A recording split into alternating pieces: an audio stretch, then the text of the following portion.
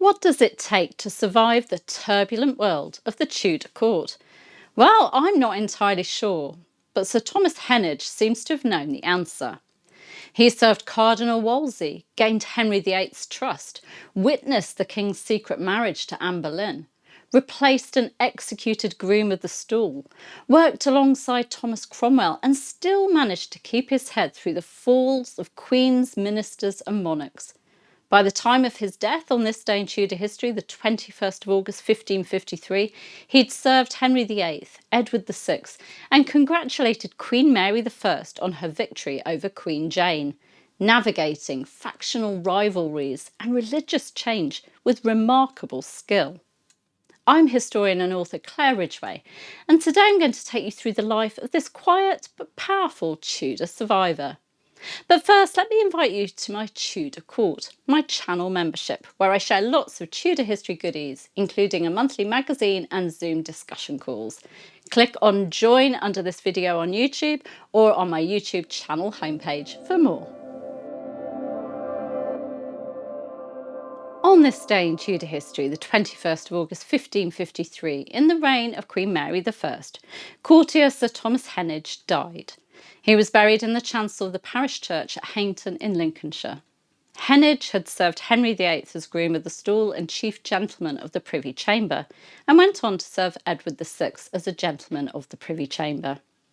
Sir Thomas Heneage was born sometime before 1482 and was the eldest son of lawyer John Heneage of Hainton in Lincolnshire and his wife Catherine Wimbish. By 1521 he joined Cardinal Thomas Wolsey's household and was serving him as a gentleman usher. He handled the cardinal's correspondence and accompanied him on embassies to Calais and Bruges in the 1520s. In 1528, Heneage transferred into the service of King Henry VIII, joining his privy chamber. He acted as an intermediary between the king and Wolsey, as well as Anne Boleyn and Wolsey. But he was also useful to Wolsey, sending him reports as to what the king was up to at a vital time, when Anne Boleyn was the king's sweetheart. However, by the end of the year, as noted by historian Michael Rawdon, Wolsey had transferred his trust to Sir John Russell. When Wolsey fell from favour and turned to Heneage, Heneage advised him, "Content yourself with that you have, for the king will be good and gracious to your grace." Of course, that wasn't to be. Wolsey fell, but Heneage survived, and in fact rose in the king's favour. It's thought that he was present at the king's secret marriage to Anne Boleyn on the 25th of January 1533 at Whitehall.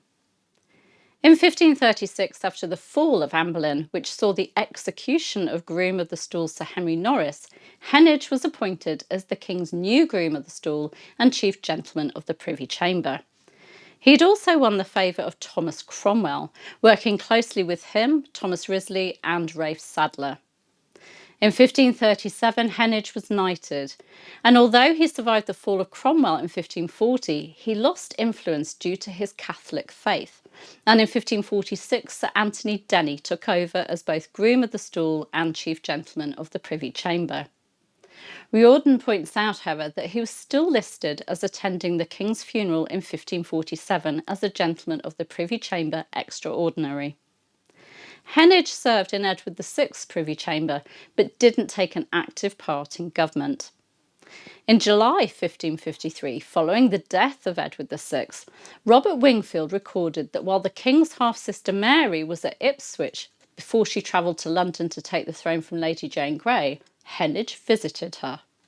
Wingfield wrote, "From a more distant quarter came Thomas Heneage, an old and trusty servant of the great Henry VIII and the leading gentleman of his privy chamber, to congratulate the Queen on her victory.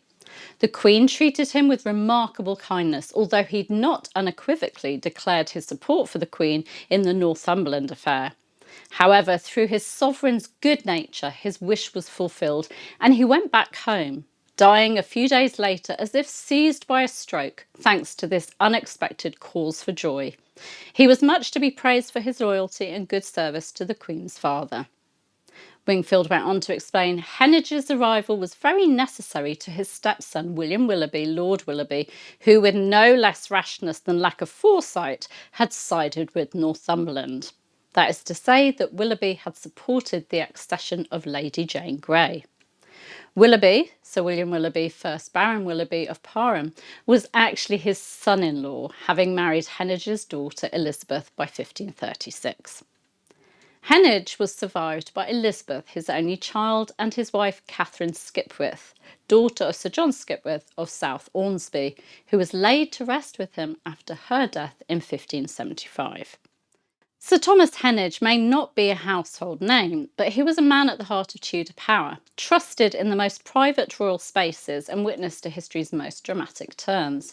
From Wolsey's embassies to Henry VIII's privy chamber, from the fall of Anne Boleyn to the accession of Mary I, Heneage proved that in Tudor politics, survival wasn't just about ambition. It was about knowing when to serve, when to step back, and when to stand firm. He died just days after congratulating the new queen, perhaps overcome by joy or relief that he may just as well have saved his son-in-law. History may have overlooked him, but without men like Heneage, the Tudor machine would never have run so smoothly. Had you heard of Sir Thomas Heneage before? Do let me know. And if you've enjoyed uncovering the story of Sir Thomas Heneage, please do give this video a like. It really helps others find these lesser known Tudor tales. And do make sure you subscribe and hit the bell so you don't miss future deep dives into Tudor history. I'll see you very soon. Thank you. Bye-bye.